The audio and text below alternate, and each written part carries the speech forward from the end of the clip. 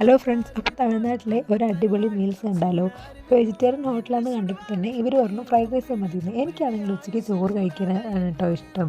അപ്പോൾ അതുകൊണ്ട് ഞാൻ ഫ്രൈഡ് റൈസ് വേണ്ട, ചോറ് മതി എന്ന് പറഞ്ഞു. അപ്പോൾ അവർ പറഞ്ഞു കേരള സ്റ്റൈലില്ല, പക്ഷേ തമിഴ്നാട് സ്റ്റൈലുണ്ട്, പപ്പടവും രസമൊക്കെ കൂട്ടിയിട്ടുണ്ട്.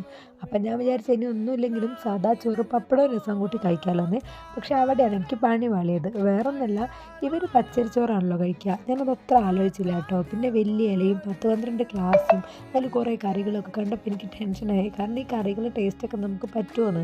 പക്ഷേ കറികൾക്കൊന്നും ഒരു കുഴപ്പമുണ്ടായിരുന്നില്ല കേട്ടോ. പിന്നെ നമ്മൾ ഈ മീൻ കറിയൊക്കെ കൂട്ടി ശീലാവുന്നവർക്ക് അത്രയ്ക്ക് അങ്ങോട്ട് പറ്റില്ല എന്നുള്ളൂ. എന്നാലും ചില കറികളൊക്കെ എനിക്ക് നല്ല രീതിയിൽ തന്നെ ഇഷ്ടപ്പെട്ടെ.